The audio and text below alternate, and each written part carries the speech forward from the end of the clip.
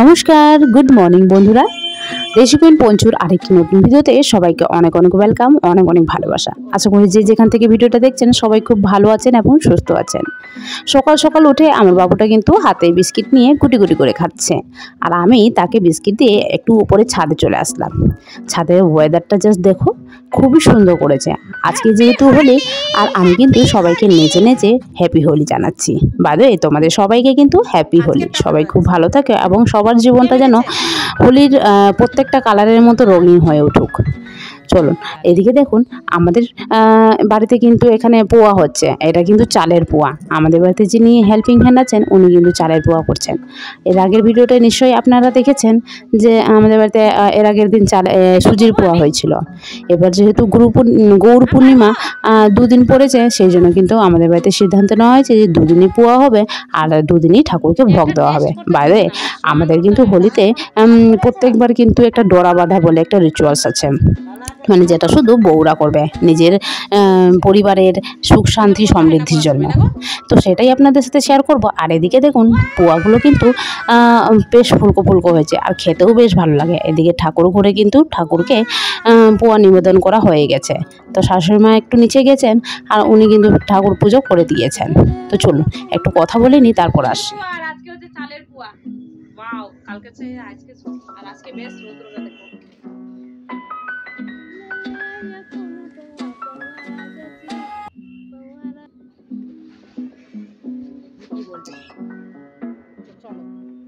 Ready হবো, এখন উপবাস আছি। আর আমাদের হোলিতে রিচুয়ালস কি কি আছে সম্পূর্ণটা তোমাদের সাথে শেয়ার করবো। দেখতে থাকো।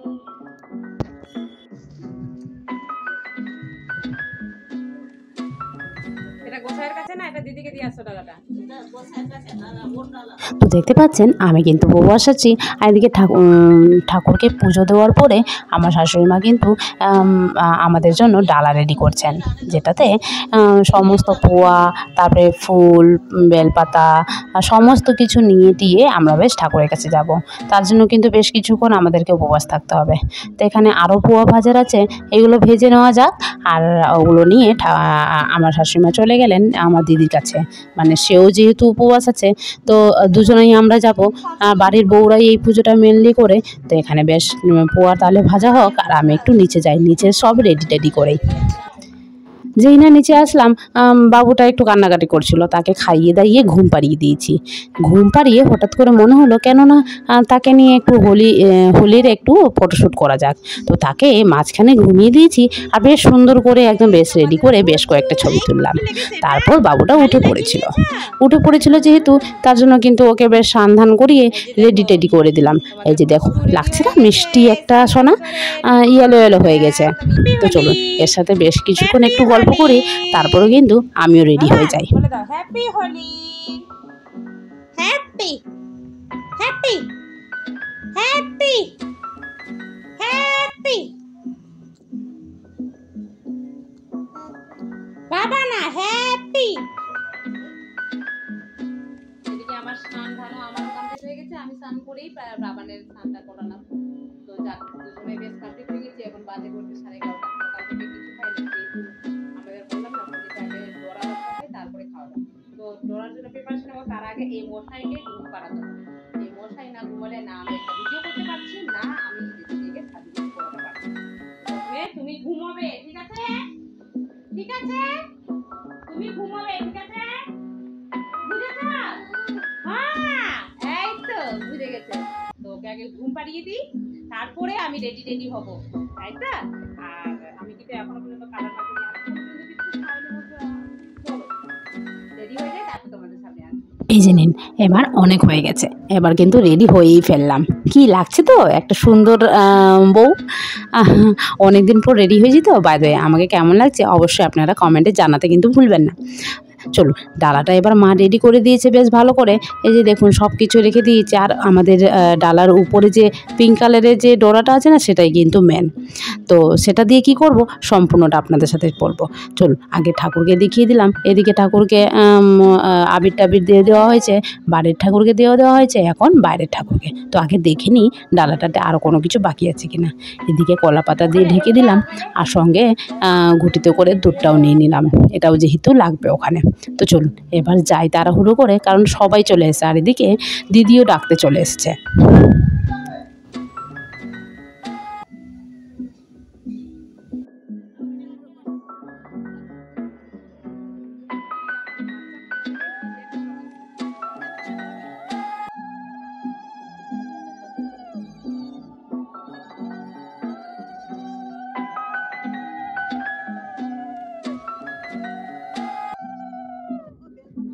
এই যে অনেকক্ষণ আগেই চলে এসেছি, আর এসে কিন্তু আমি দেখেছি সব বউরা চলে এসেছে, আর সব বউরা এসে কি সুন্দর করে সামনের দিকে একদম কলার থোকা দিয়ে বেশ পুজো টুজো করে নিয়েছে, আমিও বেশ করে নিলাম, দেখতে পেলেন আপনারা। আর করে টোরে এবার আপনাদের বলি এই পুজোটা কেন করা হয়। এই পুজোটা একটু আগেই বললাম যে বাড়ির সবার সুখ শান্তি সমৃদ্ধির জন্য করা হয় বটে, কিন্তু হোলি কি বলো তো, হোলি হলো প্রত্যেকটা আবিরের কালার যেমন ভিন্ন ভিন্ন হয় না, তেমনটাই ঠিক আমাদের জীবন, আমাদের প্রত্যেকটা সময় যাতে প্রত্যেকটা কালারের মতো যাতে রঙিন হয়ে উঠুক, সেই উদ্দেশ্যেই কিন্তু করা মেনলি। আমাদের এই বউ পূজাটা আমাদের সূর্য দেবতা, তারপরে আমাদের যে নরনারায়ণ সব কিছু সবাইকে নিবেদন করা হয়, সবাইকে পুজো করে বলা হয় যাতে আমাদের জীবনটা যাতে এই হোলির মতো রঙিন হয়ে উঠুক। এখানে দেখতে পাচ্ছ আমার দিদিও কিন্তু উপবাস আছে, তো ওই দিদিও কিন্তু আমার পাশেই বসেছে। আমি পাশে বসে গেলাম, আমাকে দিদি প্রত্যেকটা জিনিস বলে বলে দিচ্ছিল, আর আমি যেহেতু এটা দ্বিতীয়বার, প্রথমবারে তেমন কিছু জানছিলামই না, আর এটা অনেক দিন পরে যেহেতু আমি করছি তার জন্য কিন্তু আমি সব কিছু দিদিকে জিজ্ঞেস করে করেছিলাম। আর এনাকে যিনি কথা বলছেন দেখতে পাচ্ছ, উনি কিন্তু একটা গল্প শোনাচ্ছিলেন এই বউ পূজার রিচুয়ালসের প্রত্যেকটা গল্প, যেই গল্পটা শুনে আপনি নিশ্চয়ই কিছু না কিছু লাভ পাবেন। তো সেটাই আপনাদেরকে সবাইকে সব বউদেরকে শোনাচ্ছিল, আর সেটা শুনিয়েও দিলাম আপনাদেরকে। তো ও এক এক করে বলছিল আমাদের কি কি করতে হবে, আর প্রত্যেকটা জিনিস হাতে ফুল চাল সব কিছু নিয়ে আমরা ওনার প্রত্যেকটা জিনিস শুনছিলাম মন দিয়ে। আমি আমার দিদি বাদবাকি বউরা সবাই মিলে মন দিয়ে শুনছিলাম, আর যখনই বলা একটু শেষ হচ্ছিল তখনই কিন্তু উলুধ্বনি দিয়ে আমরা কিন্তু সামনের দিকে অর্পণ করে দিচ্ছিলাম। আবার সেই কথা বলা শুরু হচ্ছিল, মানে আমাদের গল্পটা বলা শুরু হচ্ছিল, যেমনটা অনেকেই নিশ্চয়ই করেছো, লক্ষ্মী পাঁচালী, তারপর কি বলে যেন মা মঙ্গলচণ্ডী, এইসব ক্ষেত্রে। আর মাঝে মাঝে কিন্তু আমি চেষ্টা করছি একটু যাতে তোমাদের সাথেও শেয়ার করতে পারি, তো তার জন্য ভিডিওটা করা। যাকে এবার কিন্তু পুজোর এন্ডিংয়ে চলে এসেছি। এদিকে দেখতে পাচ্ছ যে বলেছিলাম পিঙ্ক কালারের যে ডোরাটা, সেটা কিন্তু খুব ইম্পর্টেন্ট, সেই জন্য কিন্তু এবার কিন্তু প্রত্যেকটা বউ কিন্তু হাতে সেই পিঙ্ক কালারের ডোরাটা বেঁধে নেবে। এখানে আমাকে আমার দিদি বেঁধে দিচ্ছে ফুল দিয়ে, দুব্বা দিয়ে বেশ সুন্দর করে প্রত্যেকটা বউকে হাতে ডোরাটা বেঁধে নিতে হবে, যাতে বাড়ির আমাদের যারা আমাদেরকে ভালো রাখেন, মানে আমাদের বরমশাই, বাবা, শাশুড়ি মা, এরা যাতে সবাই খুব ভালো থাকেন, সুস্থ থাকেন, আর ঠাকুর যাতে এদেরকেও ভালো রাখে, আমাদেরকেও ভালো রাখে, আমার ছেলে পেলে সবাইকে যাতে ভালো রাখে, তা সেই উদ্দেশ্যে এই পুজোটা করা। যাকে এখানে কিন্তু বেশ সুন্দর করে এই ডোরাটা কিন্তু টাইট করে বাঁধতে হবে, এই ডোরাটা কোনো মতেই মাটিতে ঠেকানো যাবে না। আর আমাদের মতো এই রিচুয়ালসগুলো কাদের কাদের আছে বন্ধুরা অবশ্যই কিন্তু জানিয়ে দিও। বাদে সব কিছু করে নেওয়ার পরে এদিকে দেখতে চুলাচুলি হচ্ছে, হোলি তো আছে, আর সবাইকে কালার না মাখালে আবার হয়, তার জন্য কিন্তু সবাইকে, এই যে দিদিকে কি পুরো ভূত করে দিয়েছে। তো চলুন সবাইকে কিন্তু আমরা আবির মাখিয়েও দিয়েছি, আর আমাকে যে ছেড়ে দিয়েছে তেমনটা কিন্তু নয় বন্ধুরা। একটু পরেই আমি আমার অবস্থাটা দেখাচ্ছি, এই যে দিদি পুরো ভূত হয়ে গেছে। তো দিদিকে কিন্তু মাথাতেও অনেক দিয়ে দেওয়া হয়েছিল একটু পরে।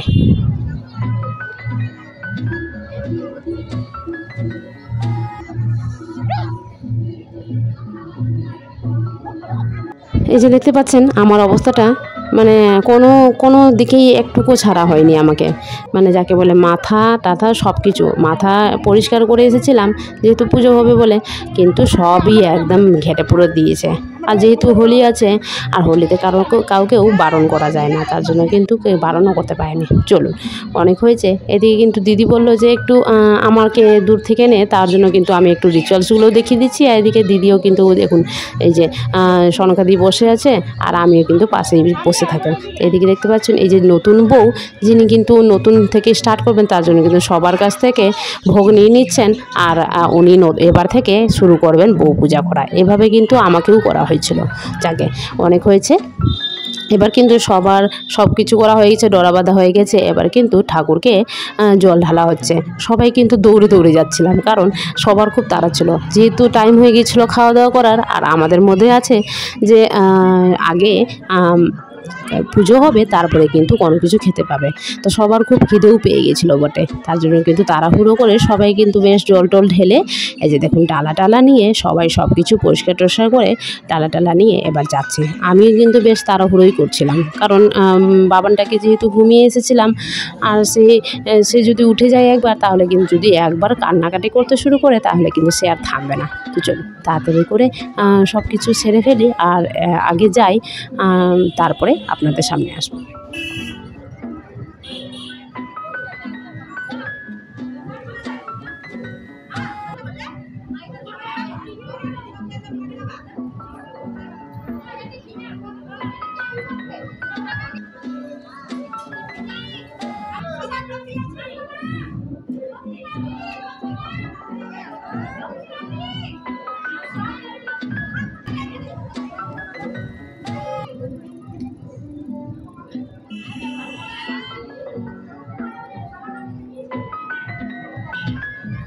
এদিকে ঠাকুরের কাছে কিন্তু প্রণাম করে নিলাম।